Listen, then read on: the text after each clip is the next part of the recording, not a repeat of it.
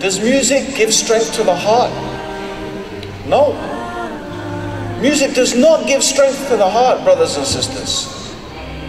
It's like junk food. What does it do? You see, here is the thing.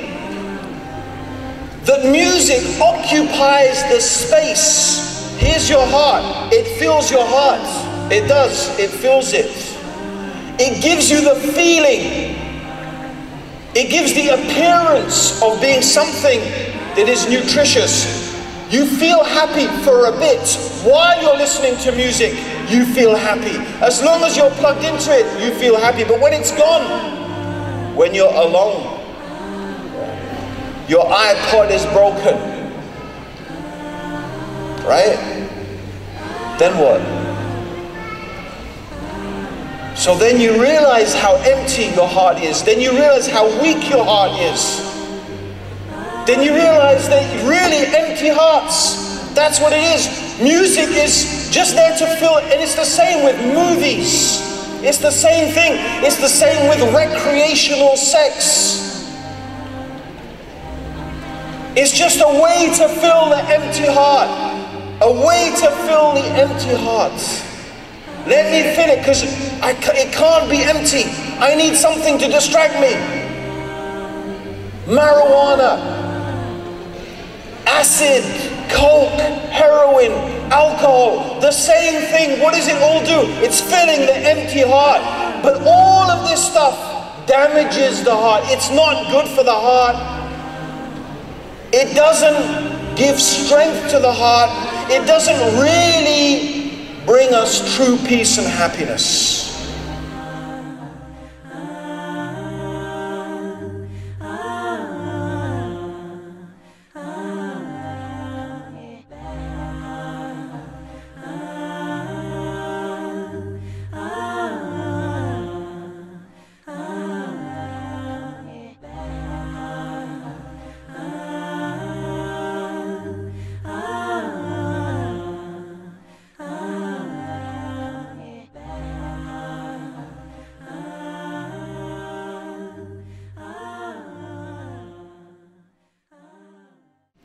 الحمد لله نحمده ونستعينه ونستغفره ونعوذ بالله من شرور أنفسنا ومن سيئات أعمالنا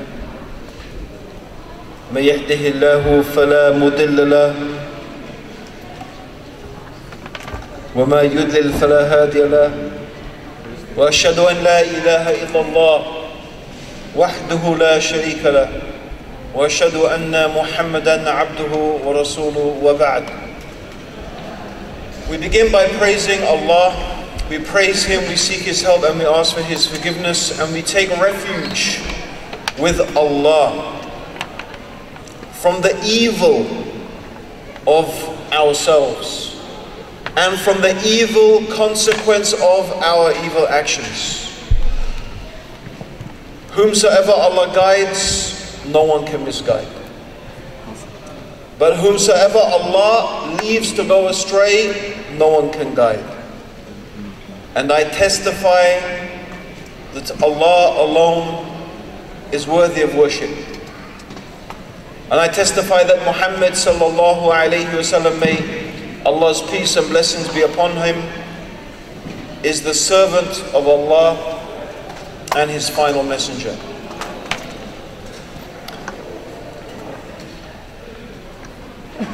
The title of the lecture that I've been asked to deliver today is Crazy Lives, Empty Hearts. Or is it empty? Is it crazy hearts or empty lives? It can't be either. Yusuf said it can be either. The title could be either. But in fact, when I was looking at the title, mashallah, nice title, I think we all know what the title is trying to say. But let's look at the nature of the heart, my brothers and sisters. Let's look at the nature of the heart. When we talk about the heart in Islam, the Prophet sallallahu alaihi wasallam said that there is a piece of flesh. When this piece of flesh is sound, the whole body is sound.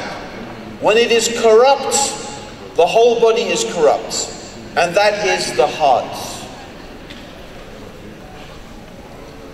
It is this heart, my brothers and sisters, the heart that is linked to our desires, and the heart that is linked to our understanding.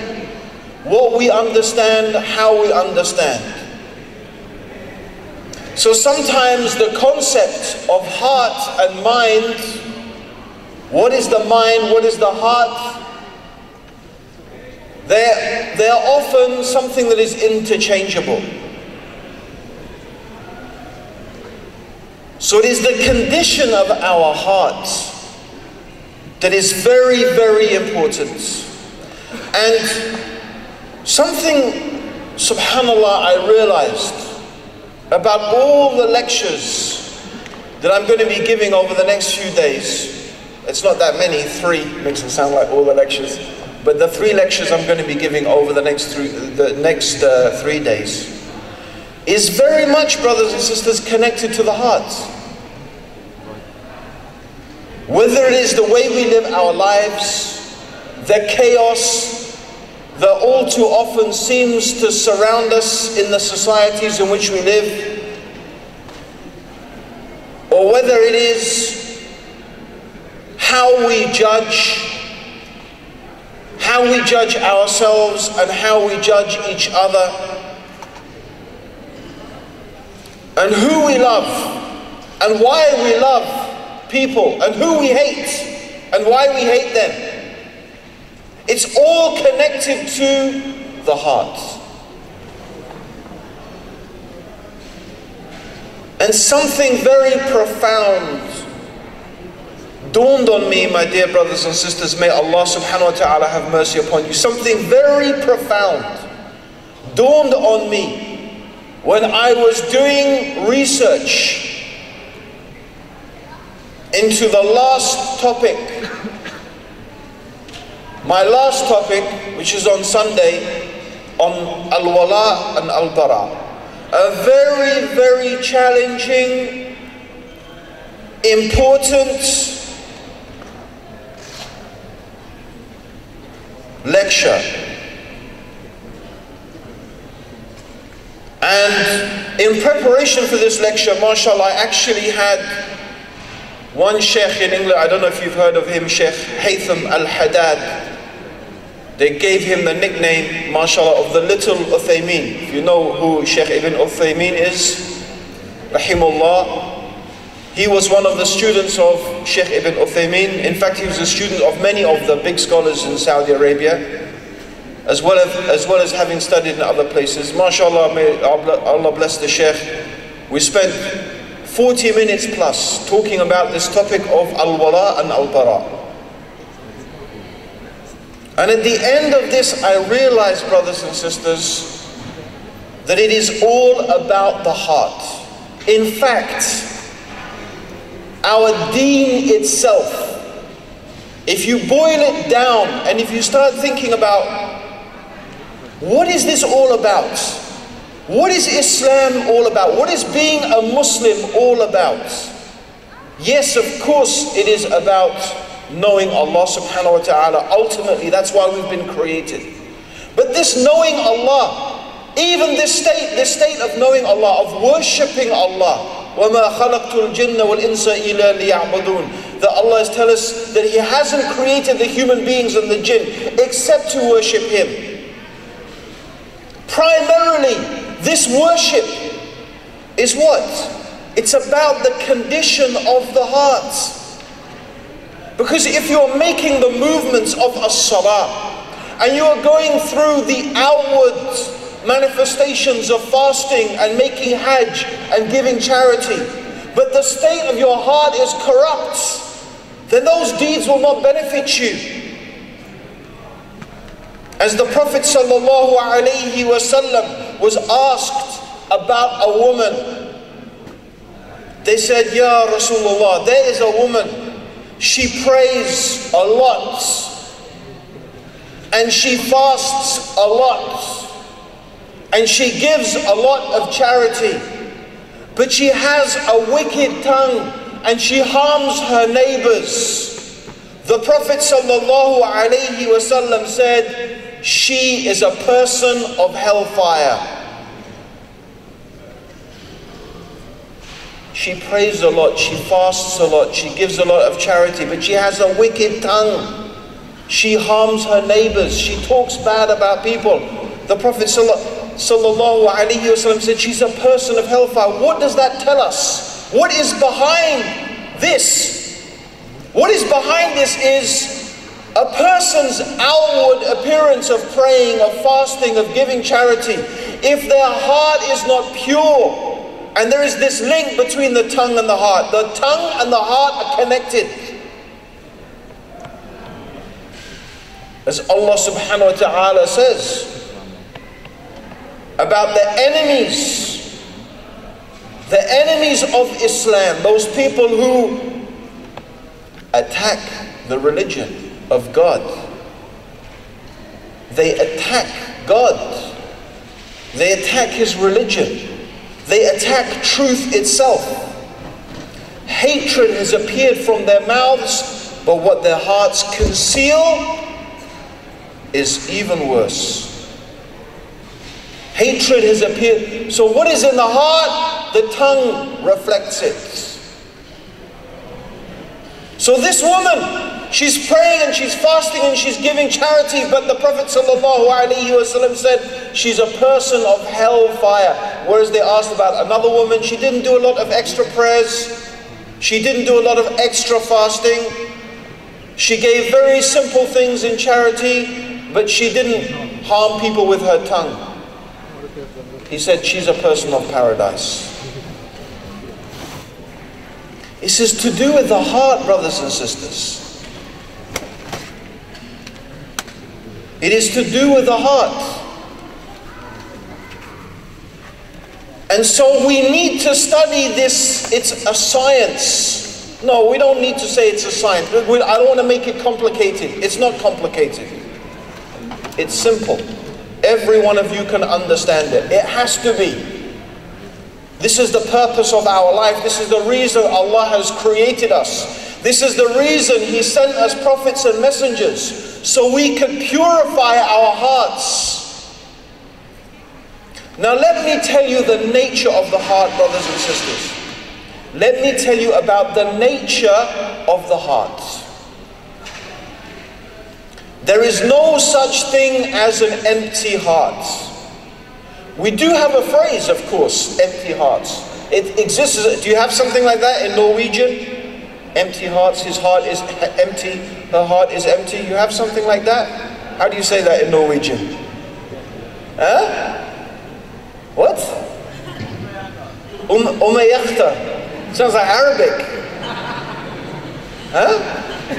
How do you say it? Tumme yachte.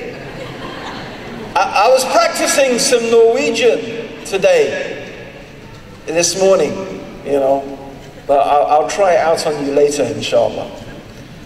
Empty hearts. But actually, brothers and sisters, let me tell you, the nature of the heart is it can never be empty.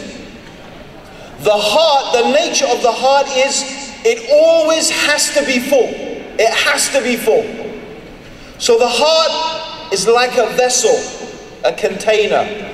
So it holds something. Even here, this cup, is this cup completely full? Huh? It is full. It's this much full of water and it's that full of air. Yeah, okay, you didn't notice the air, but it's still something is in there, right? You know they have a saying, nature abhors a vacuum. Nature abhors a vacuum. It means that vacuums in nature, they don't exist, and that naturally, it doesn't exist naturally. Nature abhors a vacuum. This is the condition of the heart. The heart cannot be empty. It must be full. It is a vessel that has to be full. So when we say an empty heart, what do we mean by that? Because it's not in reality empty. No, the heart is full, and we have to fill the heart with something. This is the reality. The heart, you can even say the mind. The heart and the mind. We constantly need our heart and our mind to be distracted, to be full of something. Now we could give an analogy, a comparison. We could say, and we could think of it, not only is the heart a vessel that needs to be filled, it is also something that needs to be nourished. It needs to be fed. So what we fill the heart with affects the heart. What we fill it with affects it. You heard the phrase, you are what you eat. Yeah? You heard that phrase, yeah? You are what you eat. Okay? Certainly there's no doubt about that. What you eat affects you. And if you keep eating rubbish for long enough, you'll become rubbish. And you'll become so addicted to rubbish, you can't even eat anything else. They did an experiment. Some scientists, they did an experiment with rats. I know we're not rats, but they experiment with rats because they can't experiment with humans. So they did an experiment with rats. And what they did with these rats is they fed these rats a diet of junk food. All the worst possible foods nutritionally that you could think of. And this is what we do. A lot of us consume empty calories. What is empty calories? An empty calorie, it's something that gives you energy, but there is no nutritional value. In other words, it doesn't actually nutritionally help you. So sugar, for example, refined sugar is an example of empty calories. Most of the soft drinks, the carbonated fizzy drinks, they are nutritionally valueless. They have no nutrition. They are empty calories. White bread, empty calories. Most highly processed foods, empty calories.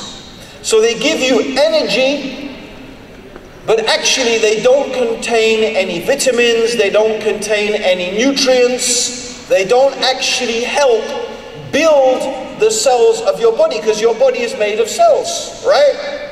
Your body is made of cells. And these cells are healthy if you feed them healthy things. If you feed them unhealthy things, your cells will be unhealthy, and that's how you get sick.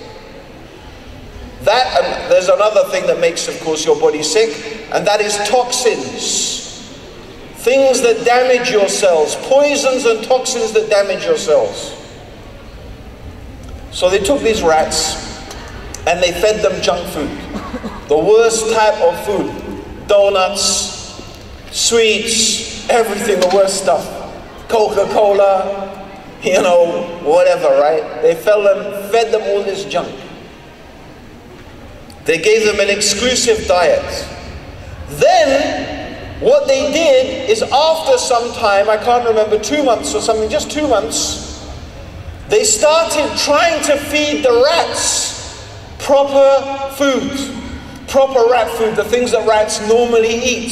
Stuff that's actually good for them and healthy for them. You know what happened to these rats? They refused to eat the healthy food. They actually died. They preferred to starve to death than actually eat the healthy food.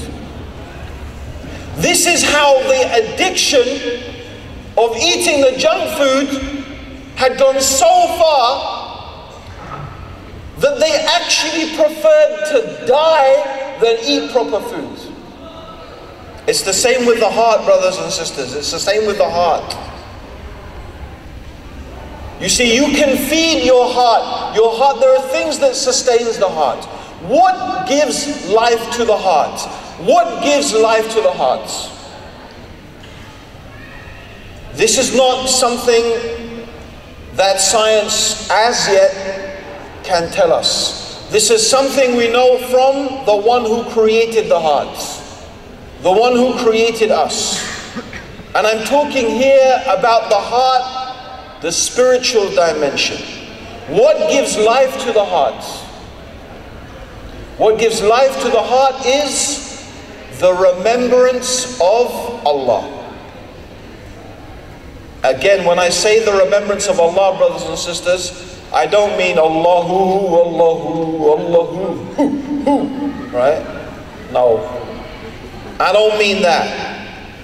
Remember about the woman who fasted and she prayed and she gave charity. Remembering Allah does not just mean just repeating a name of Allah, saying Al-Khaliq, Al-Bari, Al-Musawwir, and you don't know what it means. How is this remembering Allah? No, remembering Allah again means that you know Allah. When you think of Allah being Al-Ghafur, you understand deeply and profoundly the reality that Allah is the most forgiving, the most compassionate, the most merciful. Al-Wadud, He is the loving. And He is also, in reality, the just. And He is the severe in punishment. All of these are attributes of Allah. And you think about them and you understand them in a deep and profound way, not in a superficial way. So what gives life to the heart? And this is something we will see in my talk on Al-Wala and Bara, will give us a very deep insight into this topic. But what gives life to the heart, what gives rest to the heart is, and this is what Allah subhanahu wa ta'ala mentioned in the Quran, is remembering Him. Now every action of obedience to Allah is remembering Allah. Every action of obedience to God is remembering God. Why? Why? Because every action of obedience to God, if it is an action of obedience to God, it needs to have what? Niyyah. Every action is judged by its intention. إِنَّمَا الْأَعْمَالُ بِالنِّيَّاتِ. Every action is judged by its intention. An intention is what? It's an action of the heart. Yeah? So intention. So before you do an action, you have to intend to do this purely and sincerely and completely for Allah. Completely. Now think about that. This takes an effort. This takes will. This takes concentration. This means you need to think. You need to look inside your heart. You need to examine yourself. Why am I doing this? What motivates me as a human being? What motivates me, Abdur Raheem? Why am I standing on this stage? Why am I giving this lecture? What is the purpose? What is it going to do for me? My heart. Is it because I want fame? I love having my picture taken with lots of people and seeing my, seeing me up on Facebook everywhere. I love the admiration. I love the respect. I get lots of respect, bruv, innit? Right? What motivates me? Because if I'm motivated by those things, this is not right. This is not remembering Allah. This is self-glorification. This will not give rest to your heart. It will not. Not at all. This corrupts the heart. This is the junk food for the soul. Yes, it makes you feel good for a bit. But then how about, brothers and sisters, when you're all on your own? When the internet is down You can't go through Twitter and Facebook. You're all on your own. Where are your fans? Where are your admirers? No, it's just you. You and yourself. What's going to make you feel good then? You become like the rat.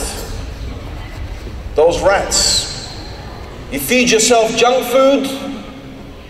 Soon you get to a stage where you can't live without it. It's the same intention. What is your intention? So every good deed, helping your mother,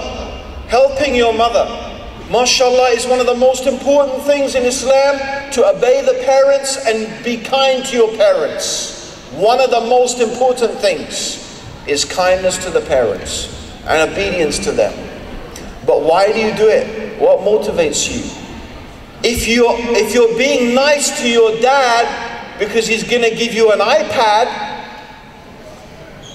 right? What is this doing to your heart? What are you filling your heart with? Is this nourishing your heart?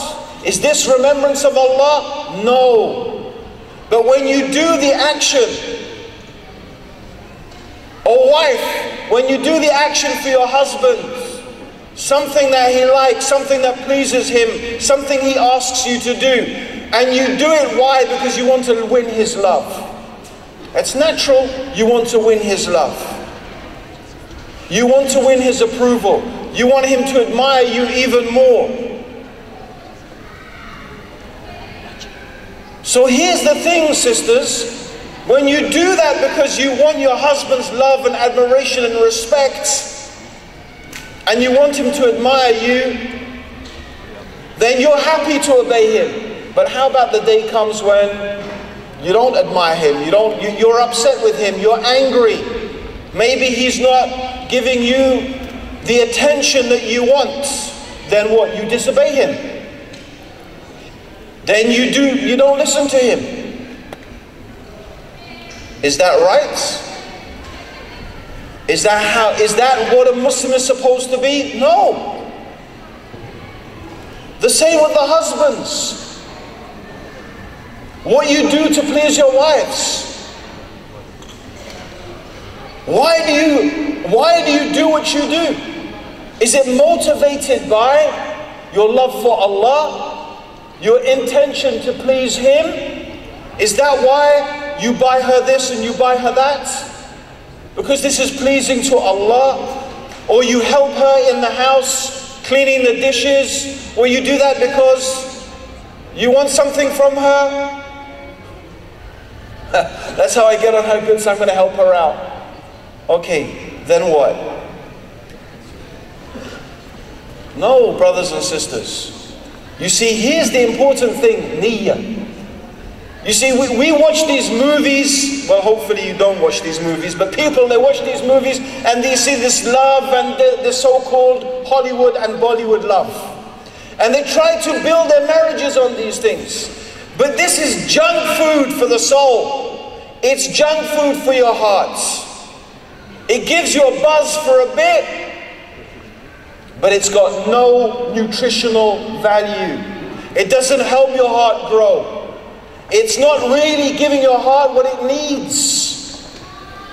What your heart needs is the remembrance of Allah. And how different will you be as a person if you do it for Allah? I remember I was just a couple of weeks ago in a beautiful retreat when, mashallah, a few thousand people came together in UK, and there were many lectures, and there was an incident in the speaker's lounge where one of the sheikhs was complaining. In fact, the sheikh who had run the retreat was complaining that, okay, what had happened is one of the brothers had taken his laptop. And the brother only did it because he was afraid that someone may come into the room and steal the sheikh's laptop. But the sheikh was complaining, how come you took my laptop? You shouldn't have taken my laptop. You know? And he was talking about how you shouldn't, do this to a Muslim and do that to a Muslim. And the Sheikh, he has a certain way of dealing with people. He was being half serious and half joking at the same time. But because he's very serious, you don't know. It's like, okay, is he joking? Is he serious? So the brothers, you could see, they're like really nervous. He's a very stern Sheikh, and these brothers. And it's even worse when they know the hadith of the Prophet and they still go ahead and they do this. And he's saying this. And then one of the brothers turns to the other brother. He says, Akhi, I told you we should have left this laptop, we should have left it. And then the Sheikh said, you see, you didn't do it for the sake of Allah. If you did it for the sake of Allah, it wouldn't matter to you. Because you say, Alhamdulillah, I did it for Allah. But now he's saying, look, this shows you don't have ikhlas. And he's joking, but he's serious at the same time.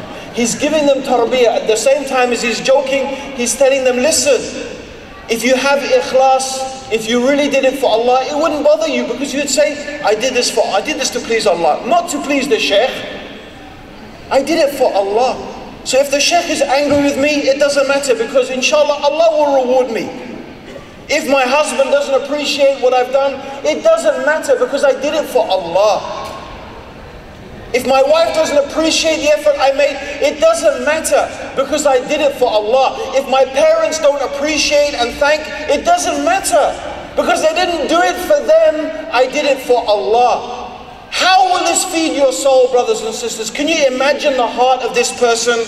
Can you imagine the willpower of this person? Can you imagine the strength of the heart of this person who is connected to Allah always? They're not looking for reward from the people. They know their reward is from Allah subhanahu wa ta'ala. And this heart is at peace. This heart is at rest. Because whether the people love him or they don't love him, or whether the people turn to her or they don't turn to her, this person, they don't matter.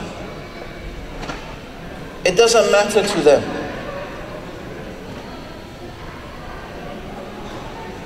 Their heart is at rest because they did it for Allah. This, my brothers and sisters, that is the food for the soul. That is what gives life to the hearts. The remembrance of Allah. Doing things sincerely for Him. Ikhlas. This is the true food for the soul. So we need to fill our hearts, brothers and sisters, with the remembrance of Allah. And it needs to be something that is deep and profound.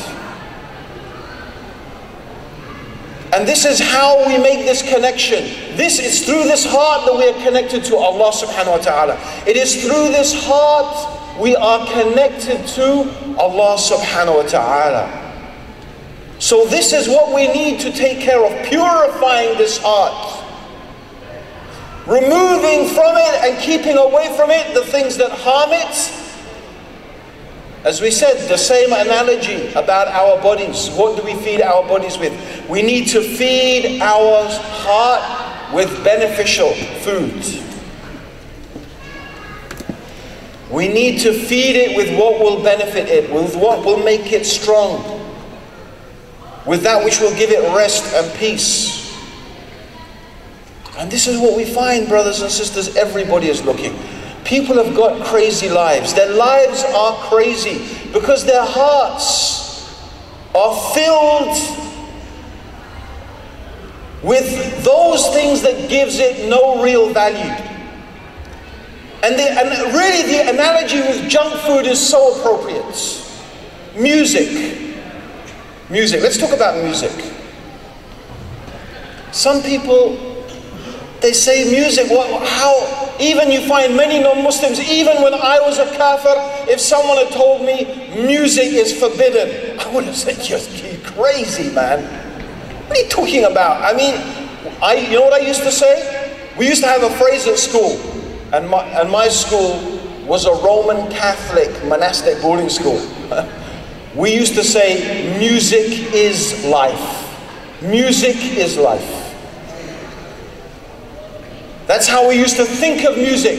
Music as being like life itself. We could not imagine life without music. But music, brothers and music sisters, is junk food. The reason why music is so addictive, just like McDonald's burgers and fries and Coca-Cola, it makes you feel good. When you eat it, it gives you a rush of salt and sugar and that nice fat taste on your mouth. It gives you a rush and you feel boosted. But just as soon as it makes you feel up, you feel down. And what do you need to do? Sure enough, I need some more Coke, I need some more burgers, I need some more fries. You become addicted until you become like those rats that when something good is given to them, something really nutritious, something that will give them strength. Does music give strength to the heart? No. Music does not give strength to the heart, brothers and sisters. It's like junk food. What does it do? You see, here is the thing. That music occupies the space. Here's your heart. It fills your heart. It does. It fills it. It gives you the feeling. It gives the appearance of being something that is nutritious. You feel happy for a bit. While you're listening to music, you feel happy. As long as you're plugged into it, you feel happy. But when it's gone, when you're alone, your iPod is broken, right? Then what? So then you realize how empty your heart is. Then you realize how weak your heart is. Then you realize that really empty hearts, that's what it is. Music is just there to fill, and it's the same with movies. It's the same thing. It's the same with recreational sex. It's just a way to fill the empty heart. A way to fill the empty heart. Let me fill it, because it can't be empty. I need something to distract me. Marijuana, acid, coke, heroin, alcohol, the same thing. What does it all do? It's filling the empty heart. But all of this stuff damages the heart. It's not good for the heart. It doesn't give strength to the heart. It doesn't really bring us true peace and happiness. And when the hearts are like that, that's what we mean, empty hearts.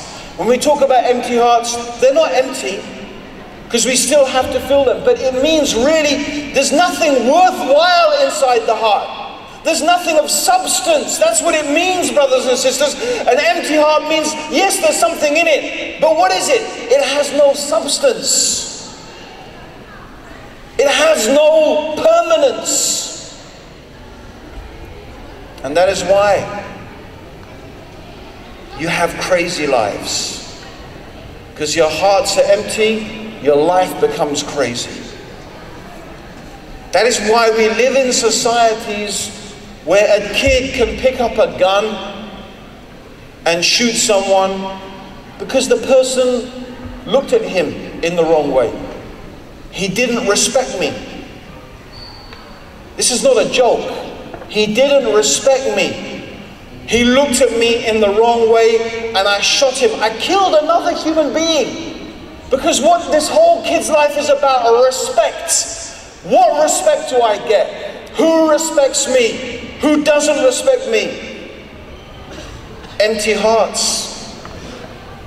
You don't find the respect. What will you do? You'll try and get it any way that you can, because you're like the rats, the junk food rats. That's all you know now. I have to find my respect. So how will I get respect? By killing someone. Respect. Look how tough he is.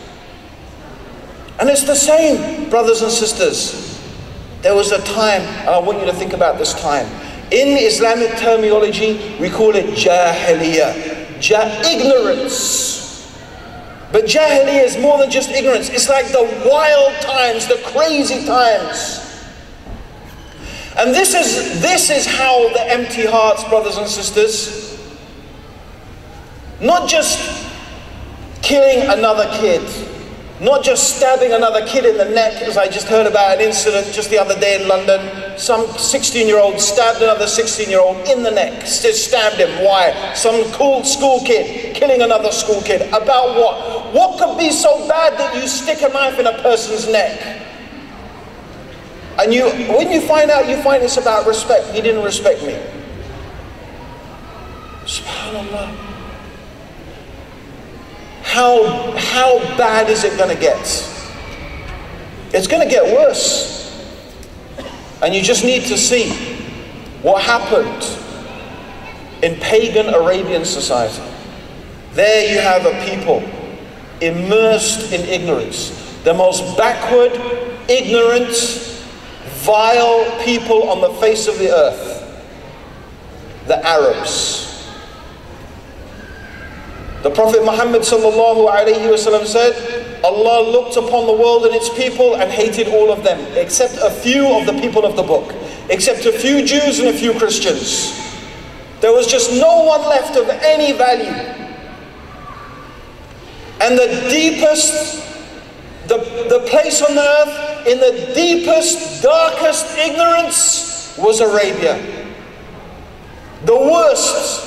Allah subhanahu wa ta'ala, God the Almighty, the Creator, He picked the worst place to show us something very important, to give us such a profound and important lesson. However bad you think it is, it's not this bad, brothers and sisters. A man would get respect from taking his daughter, 5-year-old. Wait until she's 5. Don't take her when she's a baby. Wait till she's 5-year-old girls. This is the age, right? And I have my 3 daughters. Well, I have more than 3, but I have 3 daughters at the moment, right? One is 3, one is 4, and one is 5. I call them to myself my little angels. If I want to feel happy, I just think about them. I just put their faces in my mind and I just feel happy. You know, it's just a time when they are so loving, they are so sweet, they are so, subhanAllah, and they are so loving to their father especially. So adoring. So can you imagine now, at that age, a father takes his child. Where are we going, Daddy? We're going to have a picnic in the deserts. What he did the night before to get respect is he dug a hole in the sand. He's not taking his daughter for a picnic. He's taking her to bury her alive. And he takes her out, his own daughter, and she's holding his finger with her little hand. He's walking and she's holding his finger. And he takes her to this spot and buries her alive to get respect. And that's the thing, brothers and sisters. You see, when you fill your heart with junk, with music and movies and looking for respect and all the other junk things that we fill our heart with, your heart is never satisfied. Your heart gets hungrier and hungrier. This is the reality. Do you know why people in America are so obese? Why are they so obese? Why are most of us so obese? Because most of the food we eat is junk. And when we eat junk food, it actually takes the nutrients away from our body. And our body is quite simple. It's quite simple. When your body is missing nutrients like vitamins and minerals and micronutrients and electrolytes, things like that, your body sends a signal to your brain, I'm hungry. So what do? You eat more junk. But this junk food actually drains your body. In order to process this food, your body actually is drained of these nutrients and vitamins. Every time you take sugar, it drains your body of vitamins and nutrients because it has no calories, it's empty calories. So in order to process it, your body drains nutrients. So you eat more, but what do? You eat more junk food. You eat more of the junk food. And that drains your body of nutrients more. And your brain says, I'm hungry, and you eat more. Do you understand? You eat more and more and more until you just can't keep up with it. You're eating so much, and your body, just as you're eating, your body keeps sending the signal. Eat, eat, eat, eat, eat. It's the same with drugs. The same with drugs. You build up a resistance. You need to take more and more. Respect. I need more and more. It's the same thing, brothers and sisters. You never get satisfied because your heart was not designed. It was not built. It's not its nature. It doesn't feed the heart. You have no satisfaction. No satisfaction. And most people, they just keep on doing the same thing, the same thing, the same thing.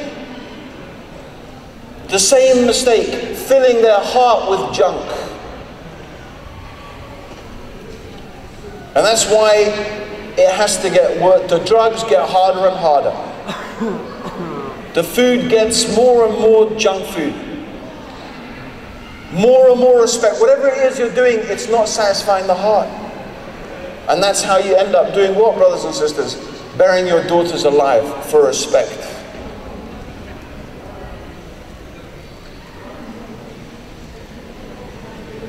What's left, brothers and sisters? We look at the societies. Their hearts, empty hearts.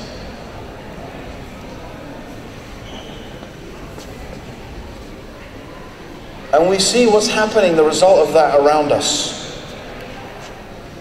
Increased promiscuity, increased alcohol addiction, increased drug addiction, increased violence, increase in depression, increase in suicides. It is remarkable, brothers and sisters. It's almost unbelievable.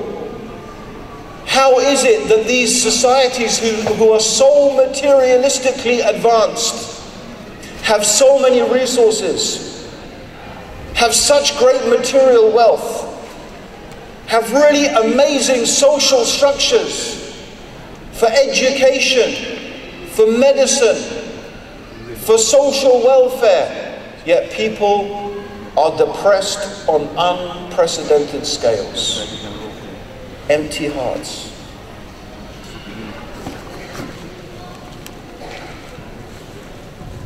What is the solution? The solution is, you may think it's difficult. You may think the solution is hard, but it's not. Brothers and sisters, it's not hard. Honestly, subhanAllah, the solution is so simple. It's so simple. The solution is to connect with Allah, to connect with your Creator, to know your Lord. And you're only going to know your Lord with knowledge. The knowledge I'm talking about is simple. Read the Quran. This is a book that Allah has sent down. God has revealed this book so that we can know Him. So that we can know Him. Read the Quran and reflect on it deeply and think about it. Simple. It's very simple. Connect with Allah. The other simple thing is pray.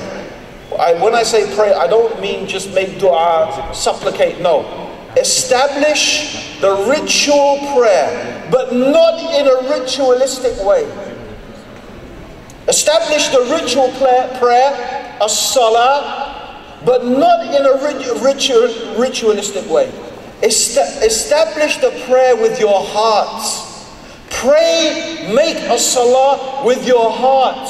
Be attentive, with khushu', with reverence, with awe, with hope, with trust, understanding what you are saying.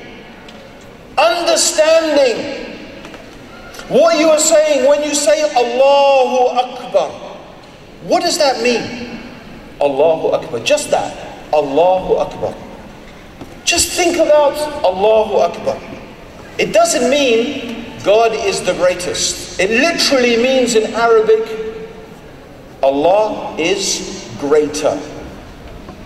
It's almost an unfinished thought, because if you say Allah, you'll think Allah is greater than what?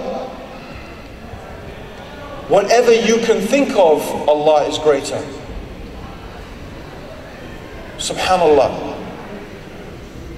Understand what you are saying when you are praying as-salah. Make this connection with Allah. That's it. That's all you need to do. That's all you need to do.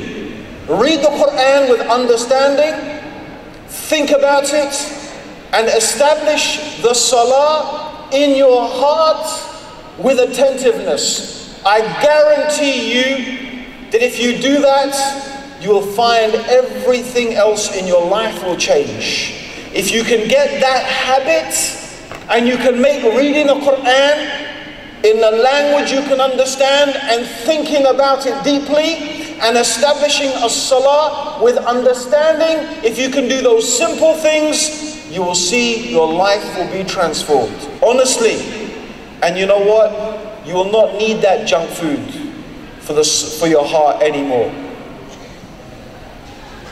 You know, you won't even feel comfortable listening to music. You won't. Forget about halal, haram. You just won't feel comfortable. Why do I want to be distracted?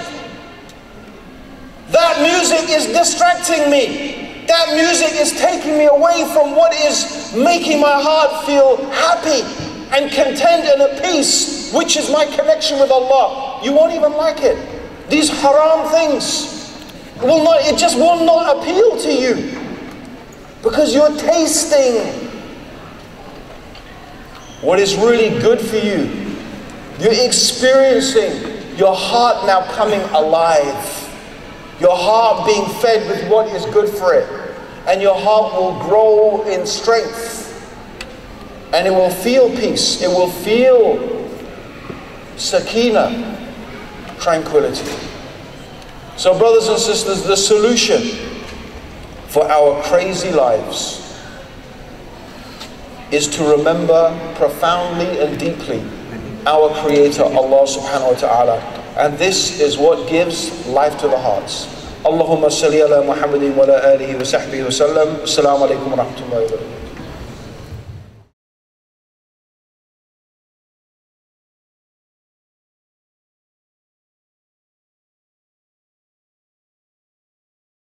No, I am not yet Muslim. And my question is, why is Allah the only correct thing to fill your heart with? Why? Did you get that? Just enunciate just once again. Why is Allah the only correct thing to fill your heart with?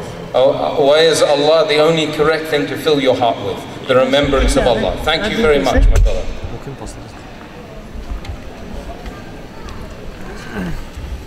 Okay. That's a very profound question. And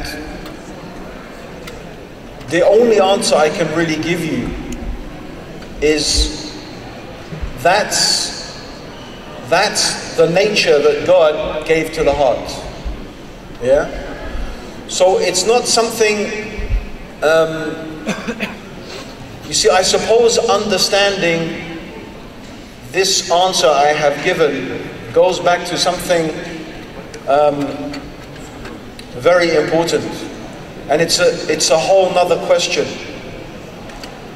And the whole nother question is, how do we know something is true? How do we know Islam is true? I mean, all the talk I have given is based upon the assumption that what the Quran teaches is from God. But I think you probably agree with me, just from the point of view of logic, that if there is a God, if the universe has a creator and there is a God, this all-seeing, all-knowing creator of everything, yes? Then if God did give us some guidance, then the most logical and rational thing for a human being to do, a limited, finite, small human being, the most logical thing to do is follow this guidance. But the most important question then is, how do we know this guidance is from God? How can we know that what I am saying or what anyone is saying is really from God? So for Muslims, they should ask the question, okay, Abdur Raheem, that's my name, yeah? Okay, Abdur Raheem, that's a very nice talk, but is this really what Islam is teaching? Yeah? Perhaps for you the more important question is, even if all of what I say sounds nice, how do I even know that Islam is true anyway? Because everything's based upon that presumption. Everything I'm saying is based upon that Islam is true. Although I think some things I have said, they are true whether you believe in Islam or not. Yeah? I think generally what I said about the heart and the junk food for the heart is true whether you believe in Islam or not. I think anyone could understand that many of the things we human beings do, trying to get respect, for example, it doesn't really give peace and satisfaction to the heart. Yeah? Okay? So, how can we know that Islam is true? This is a very important question. And I would simply break it down to three main components. Number one, what does the Quran teach about God? This is the first one. Okay? Very simply, the Quran teaches us that this universe has a creator, and this creator is one and unique. The creator is not like the creation, and nothing in the creation is similar to the creator. Yeah? So this is a very important concept, that God or the creator is not a human being. He is not like a human being, and no human being is like God. In fact, nothing in the universe is similar to God, and God is not like anything in the universe. This concept alone is a very rational, easy to understand concept. So, for example, if I said to you that this iPad that I've got here, yeah, okay, I was walking along one day, yeah, in the fjords of wherever you go, yeah, and there on the rock I found this iPad. And then I said this iPad was a product of millions and millions of years of random events. You see, in the rock there is some iron, and there is some sand, and there is some oil. And so the wind blew, and the lightning struck, and the sun shone, and the insects crawled, yeah, and the sheep, kicked the thing, and after all of these things, and the wind blew, yeah, and so after so many millions and millions of years, this iPad formed itself by coincidence. Is this believable? No. Because we see here order. We see something working according to a system. Whether it's man-made or not is not important. The point is that there is order and system in this thing. And the same thing when we look at the universe. We see there is order. We see there is systems in the universe. isn't it rational to conclude that also the universe must have a creator? Just as this iPad, someone or something, some intelligence must have made this. Isn't it logical to conclude that the universe also should have something, some intelligence behind it? Or is it just a random event, just happened? No, the universe is more complex than this. This is simple. This is simple compared to the complexity of the universe. The universe is more complex. Yeah? So this is why there was a famous atheist, his name was Anthony Flew. He used to be an atheist. Before he died, he wrote a book. The book is called There Is No God. Then he crossed out the no. There is a God. And he explained why he gave up atheism and he believed that there was a God. And the reason is because he said now science has uncovered the huge complexity of the universe. To claim that this is a random event is ridiculous. He said it is much more rational to believe that this organized, systemized universe has a creator. But as he points out in his book, this creator can't be the same as the universe. Because that's like saying the creation created itself. It's like saying, for example, this created itself. That doesn't make sense. So it's rational to believe the creator must be different from the creation. This is exactly what we find the Quran teaches about God. And I would say that this is almost unique in religions in the world. Although Christianity has a similar concept of God, Christianity confuses this by saying that Jesus is God.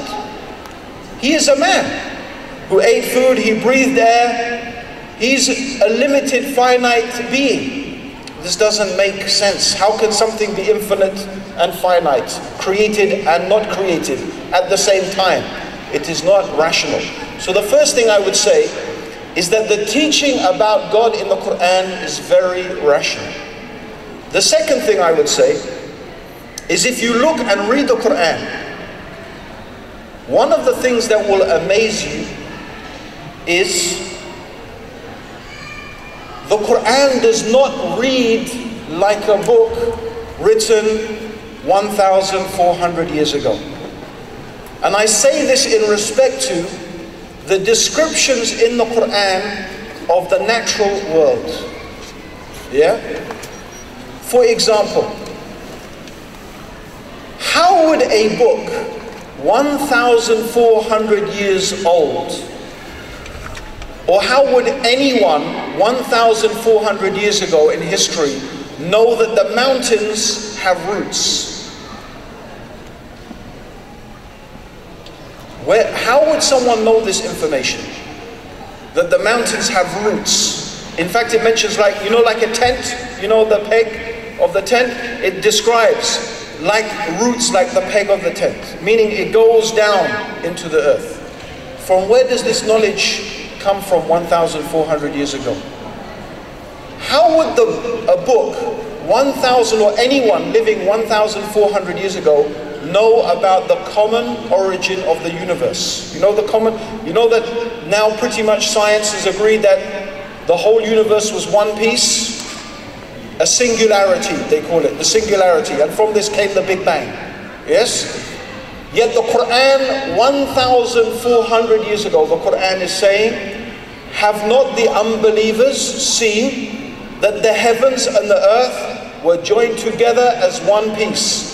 Then we rent them asunder. It means we made them apart. And we created from water every living thing. Will they not believe? You see, when you read the Quran, you will think, how could someone living 1,400 years ago have this type of knowledge? This gives certainty to the heart. This is very important. Because in order for your heart to find peace, in order to answer these very important questions, what is the meaning of life? Why am I here? What happens to me when I die? Why is there so much suffering in the world? So many questions we have about our life. We need something to give us certainty. If we don't feel certain, our heart will not be at rest. Or we'll be questioning this and questioning. The Quran gives certainty. You have very good reasons to believe the Quran is from God. Very good reasons to believe the Quran is from God. Find me something else that gives such good, convincing reasons to believe it is from God. Yeah? So this is the basis. Do you understand what I'm saying? The basis is there is one God. The basis is the Quran, and that's why I said to you, even you should read the Quran and think about it deeply. Because I think when you do, you will find very good reasons to believe that it is from the Creator alone. Yeah? This is my answer.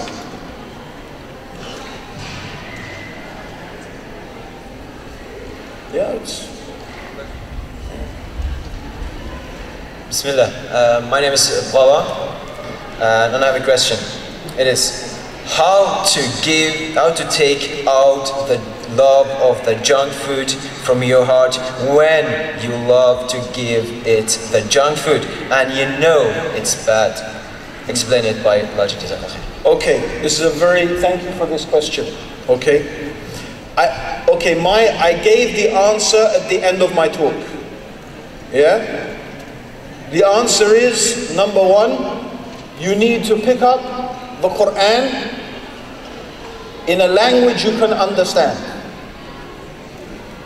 And you need to read it, not just read it though. Read it and think about it deeply. This is a difference because there is reading, you know, read, like this. And there is reading with thinking. Yeah? A very useful thing, brothers and sisters, is the pen. The pen. Right? The pen. Write. Yeah? Allah subhanahu wa ta'ala, Allah God in the Quran, He mentioned that He taught men by the pen. Yeah? That which He did not know in Surah Al-Iqra. الذي علم بالقلم. He taught الذي علم الإنسان. He taught the human beings with the pen that which they did not know. ما لم يعلم, which they did not know. So the pen is very important. Read and write. Take notes. Write your thoughts down. You don't have to show them to anyone. This is between you, yourself and Allah, and your heart and Allah. Maybe if you have some confusion or you reach something, what does this mean, this Quran? What does this verse mean? Then maybe you can ask a sheikh or you can ask someone, please explain this. But this deep thinking about the Quran will begin to connect your heart with Allah in a very, very profound way. The other thing is as-salah. Most of us, we just make the prayer. Allahu Akbar. Oh, my business, my car, my wife, my friends, my Allahu Akbar. No, there's a joke here. There's this imam. He's leading the people in salah. And then when he makes taslim, Assalamu alaikum wa rahmatullah, Assalamu alaikum, there's an argument. Sheikh, you only prayed 3 rak'ah. No, he prayed 4. So the whole jama'ah is just, everyone is arguing. 3, some say 4. For some reason, everyone is arguing. There is one man, he's saying, Wallahi uqsum billah. I swear by God, I know it's only 3. So I said, okay, how are you so sure? He said, look, I have 4 shops. Every dhuhr, I do the accounts for. In one rak'ah, I do the accounts, and I only got to the 3rd shop. That's why I know there's only. Yeah? This is not a salah If this is your salah, you are not connected with Allah. You're not being connected with Allah. Really, and most of us, many of us, our salah is like this. Okay, let me give you something to help you do this or think this before every salah. Okay? Okay, so what I want you to do now is have an objective. Every salah has an objective. Every time you're going to pray, before you pray, here's what I want to do. This is my objective. Simple. Try to pray 2 rak'ah, just 2, even if it's dhuhr. So, mashallah, in dhuhr you have 4 rak'ah to try and pray 2 rak'ah. In these 2 rak'ah, just 2 rak'ah, you must not think of anything except Allah. That's it. 2 rak'ah. So, you know, if in the first one you mess up, you know, in your ruku, you start thinking, I missed it. Okay, you still have 3 rak'ah. Try to do it. Just 2 rak'ah, and you think of nothing except Allah. By the way, if you do this, according to hadith, all your sins are forgiven. It's like you're a baby again. But I don't think you can. It's possible, but it's very, very hard. Actually, I think it's easier to climb Mount Everest than to do this. You see and try it. Every time from now on when you make your salah, what are you going to do? You're going to try just for 2 rak'ah to think of nothing except Allah. Try it. Just take my advice. 2 simple things, brothers. Take a pen, take the Quran, take a note. Read the Quran in a language you can understand and think about it, sisters. And when you make a salah, just have as your objective, I am now going to try to pray this salah and think of nothing except Allah. That's it. Inshallah, you will see, if you do this, you will see a big change in your whole life, not just in your salah and your whole life. Just try it, inshallah. Okay. Any more questions? MashaAllah, very quiet today, everybody.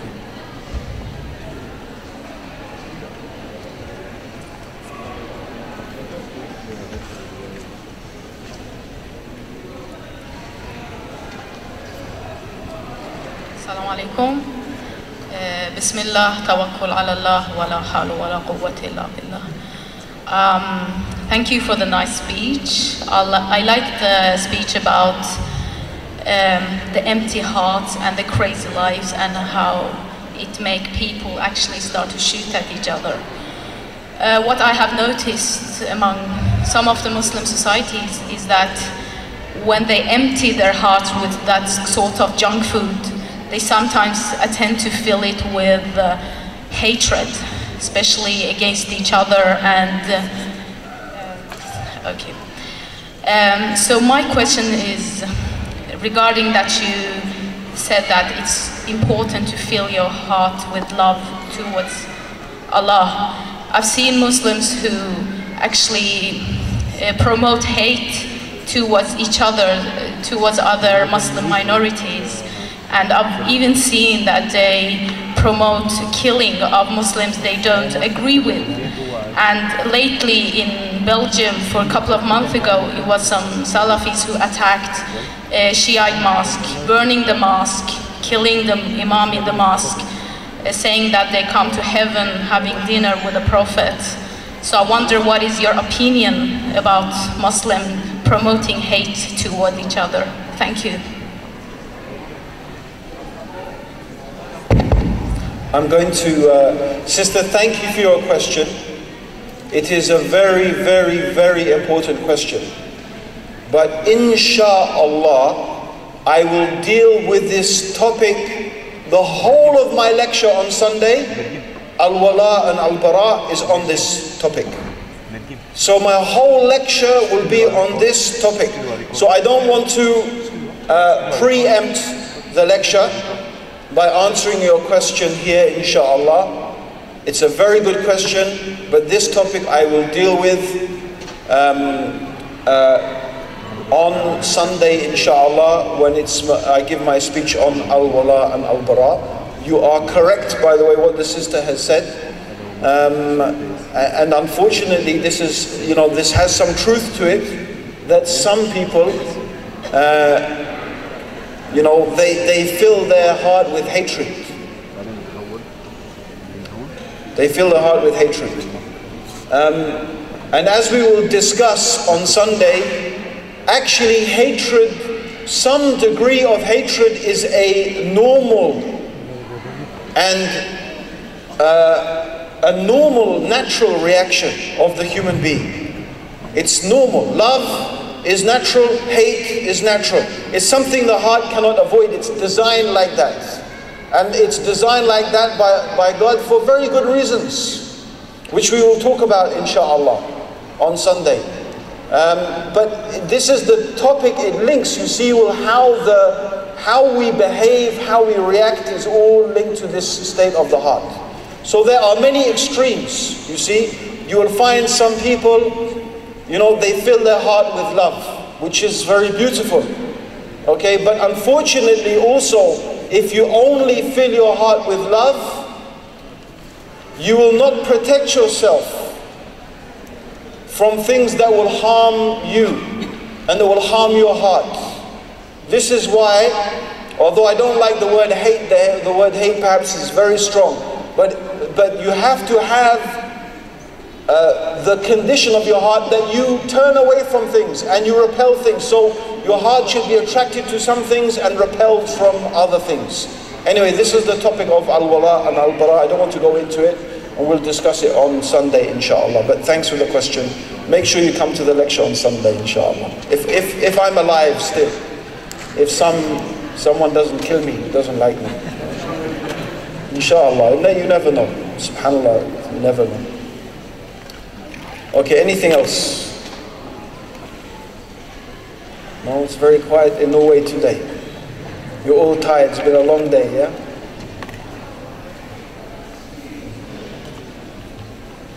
No more questions? Going? Assalamu alaikum. Assalamu alaikum wa rahmatullahi wa barakatuh. I got a question here from a non-Muslim sister, and she's asking, it is this song where the Norwegians sing, and it's about a piece on love, on companionship. So she's asking, how can you call this song, which is about love and peace, junk food? I can't understand, sister. Really, the echo is really bad. The question is again, how can you call a music and a song which is about love and like it's a song about a song which is about love, yes? Yeah, and peace. And a peace. Junk food. Okay, that's a very good. I'm very glad someone asked that question, because I'm sure this is a question even in people's minds. How about a song that is full of remembering Allah? Yeah? Allahu, Allahu, Allahu. I can't sing, as you can find out, yeah? So, okay. Okay, the problem, okay, this, I'm gonna try and make the answer not too long. Because, okay. The problem is the medium. The problem with music, it's not about the words. It's about the fact that it's music. It's the medium itself.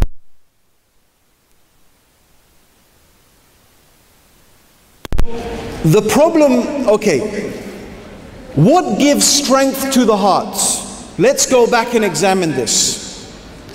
What gives strength to the heart? And I'm talking about the mechanism here, the actual mechanics. How does it work? What gives strength to the heart and what is important is the effort. It's the effort.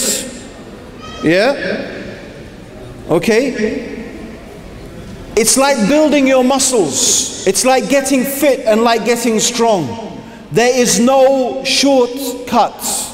If you want to get fit, you need to run, you need to ride your bike, you need to put on your skis, you need to go swimming. There's no shortcut. If you want to build your muscles, you need to pump the iron. Even if you inject steroids, you still need to lift the weights, right? All the steroids do is allow your body to recover more quickly so you can pump more weights, right? You still need to do the work. The same for your heart. You need to do the work. Your heart does not get strong and healthy, spiritually strong and healthy, except by doing the work. And it's this process of working very hard, striving, struggling, which is in fact the term jihad does not mean holy war. It means to struggle. To struggle to the utmost of your ability. Jihad bil nafs. To struggle with your desires. It really is a struggle, an effort. But it is this effort itself that produces the results. Right? So the effort is very, very important. You have to make the effort. Without the effort, you don't get the results. The problem with music, whatever the lyrics and whatever the theme, whether it's about love or Allah or whatever, the problem with music is there is no effort. You are just sitting and listening. There is no effort. So it gives the feeling, it simulates and gives the feeling of happiness, but it doesn't involve effort. And if there is no effort, it's not really making the heart strong. It is not really building a strong, clean, pure heart. Do you understand? Right? So it doesn't matter what the words, okay, if the words are filthy words or bad words or words of hate and violence, it's much worse.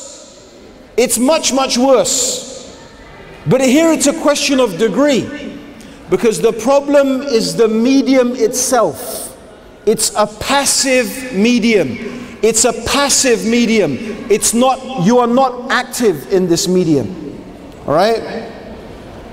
Unless, of course, you are singing and making the music yourself, may be different. But I'm just talking about here in terms of just sitting and listening to the music. Okay? This is anyway something that can be studied through psychology.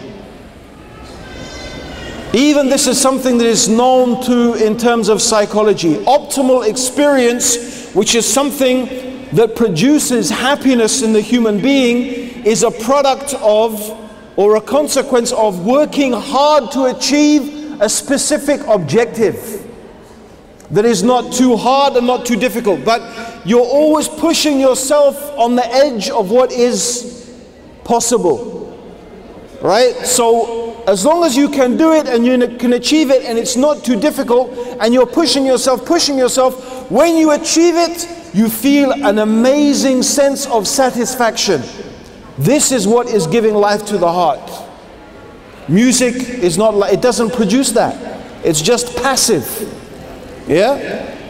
So it is like an artificial drug, for example. So you could say the same thing. We could say this about marijuana, but oh, what if I'm smoking marijuana and I'm thinking deeply about Allah? Yeah, there are some people who claim this, for example. No. Again, you're missing the point. What gives life to the heart and what makes the heart strong is the heart making the effort. With this, the drug is giving an artificial substitution. It's just like the junk food. It's just like the junk food. Yeah? Okay? So hopefully that answers the question. It's a very good question. Thank you for that question.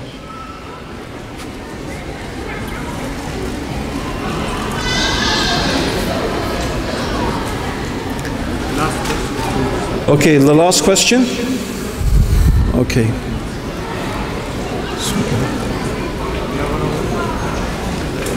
Yeah, my microphone does that as well sometimes. I think you noticed. Wa alaikum assalam. My question is linked to your date, which is a conference designated for the 27th of July. I didn't know that. What happened on Norway that day?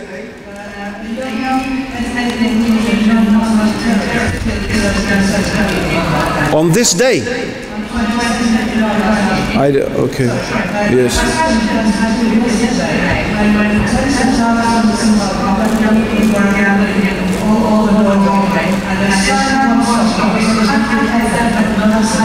Yes. Yes. Yes.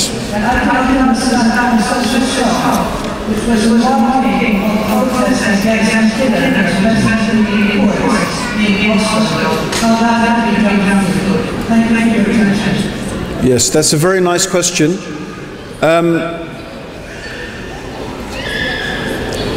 Let me answer this important question by giving a different analogy on a different topic, for example. Okay, let's talk about alcohol. Someone may say, scientists have proven that a glass of red wine a day actually makes you more healthy.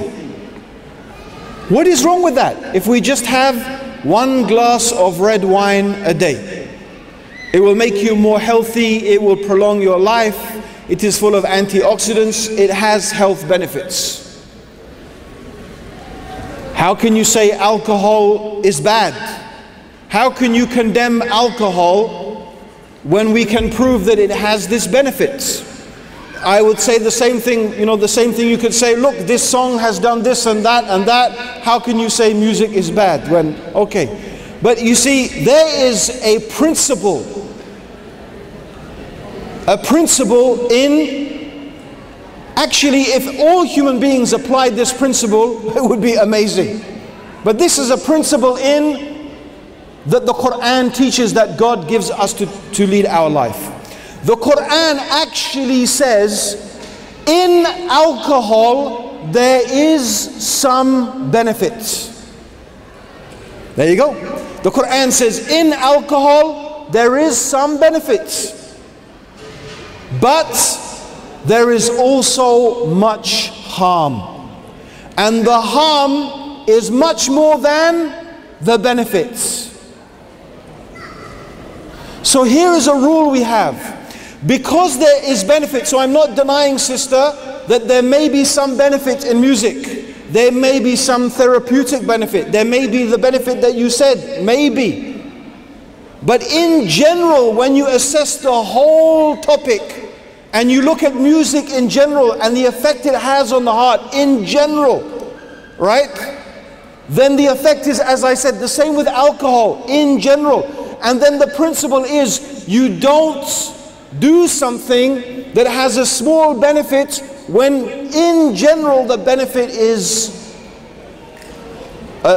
so when in general the harm is so much. Yeah?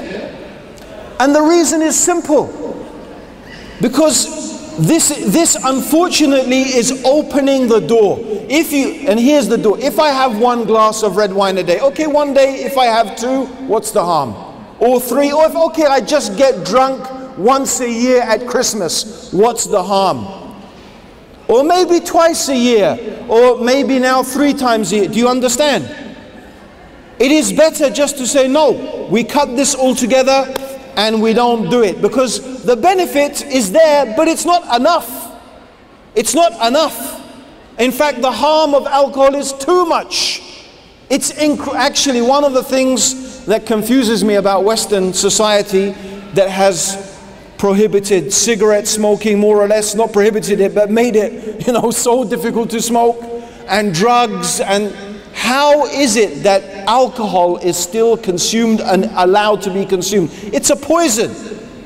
It's responsible for so much death, So much suffering, so many problems. It is astronomical. I wish I had the statistics of how many deaths, how many accidents, how many billions of pounds is wasted because of people and their alcohol problems. There may be some benefit, but it's not worth it. The same thing, maybe this song had a lot of benefit, maybe, but in general, when you understand the state of the heart, no, we can't open the doors to all of these things. Because then if this song, then that song, and why not this song, and then why not every song, and then why not this is how it becomes. No, we have to understand, right? I was reading a book about, just to give you an analogy, I was reading a book about junk food, to go back to the junk food analogy. And I think it's called Fast Food Nation. There's two books, and I think this one is called Fast Food Nation. If you read it, I don't think you'll ever eat McDonald's again after reading this book, right?